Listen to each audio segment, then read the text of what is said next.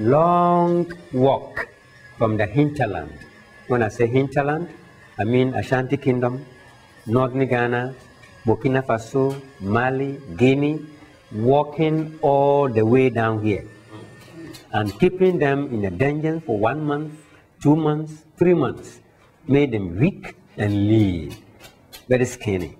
So when the ships came, by all means, they could pass through here. And they were too weak to fight back. It all came to a head at the end. Once we were finished with the tour, I kind of breathed a sigh of relief. I was completely exhausted and completely mentally, emotionally exhausted. So they're done. They're like ready to go to the bus. So I say, well, you know, we could separate them from this. We could separate the people from this. But then Nana Kwa said, we're not finished yet. We can do one other thing if there are people that are interested. So we gave them a chance to volunteer to be separated. Everybody didn't have to do it. You could make the choice. You could separate yourself voluntarily from the group and become part of this other little group. So everybody was saying, well, what are we going to experience? You know, what are we going to do? And he said, well, I can't tell you that. I'm not going to tell you that. So they decided that if they didn't have that information, they didn't want to do it. So they decided not to participate. So I said, well, I have to go. Not going was not an option for me. See a show of hands of who's going to participate. And it's nobody's going to be upset if you don't. So we'll know exactly where we will be. Okay. The people that had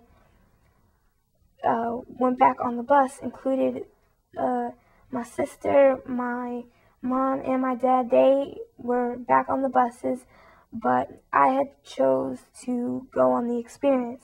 Well, I was actually surprised that we had a number of people that did, either they were curious about what we were going to do, or they just wanted to do whatever I said we could do, and they wanted to get the full benefit of the trip.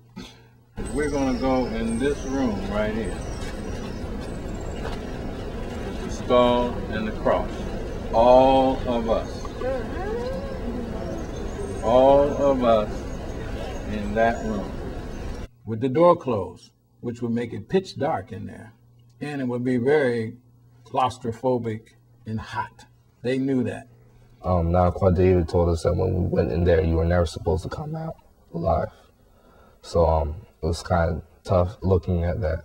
And what it was a room, if a slave got too rowdy or something like that, or if they were trying to rebel, they threw them in that room until they died.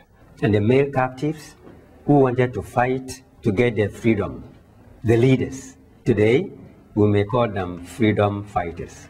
They were arrested, brought here, were made to die through starvation. No food, no water.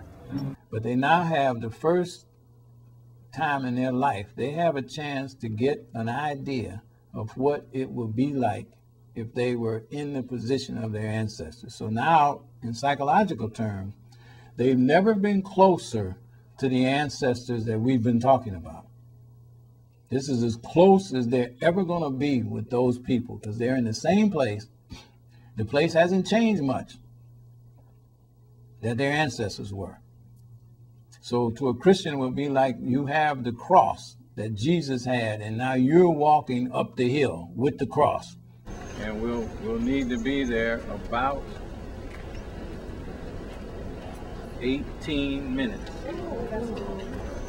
So if you want to make another decision now that you know that, you can make it. So some people decided with that piece of information, they didn't want to do that. They didn't go in the room when the tour guide took them, so they weren't going to go in there with me either. So they dropped out. A lot of people in the group didn't want to do it because it would be hot. It was already like 90 degrees or something. It was already dark, and people were tired and everything, but some people decided to go. I was amazed to see that it was some 60 people who actually went. Some people said, I don't think we can all fit in there, and I told them I was sure we could. Like, I knew that there was a secret passage, another compartment or something where you could fit a lot more people, but I didn't think all the people could fit in there either unless they were really crammed in there.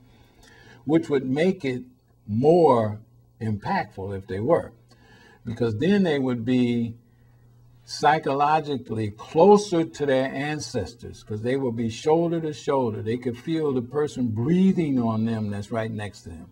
Any pain the person was feeling, they could feel it too, just like their ancestors must have experienced. So lo and behold, all of the people got in there. So that by the time I got in, there was only a little space left. And so I was almost face to face with whoever was standing there, and you were videoing, so you were just barely inside the door. And so, but all of us were in there. It was tight. The air was high. I could barely breathe. And then there were like maybe 60 people in the room. It was really small. So tight, and it was so hot. You know, you're sweating so hard, it's as if somebody's just pouring water over you. That's how much you're sweating. And your sweat is mixed with tears when you start when you start understanding where you're standing and what went on in this place. Because they would now be, in a physical way, feeling some of the feelings that their ancestors would have felt. And if I just said, well, imagine if you had to stay here for 6 weeks. See, they knew that would be like an impossible thing to manage. You just couldn't stay in there for 6 weeks. It's just not possible. But then they have to realize that their ancestors did that and survived it. So it's got to be possible. It's unbearable, but we can see that you could put a lot of people in a small space. And the people that brought our ancestors here specialized in putting people in small spaces. The specialty was sophisticated to the point that the entire prison system is still based on these concepts of what happens to people mentally when you put them in small spaces over a prolonged period of time. It breaks them down, it changes them, it turns them into something different than what they were when they went in there at first.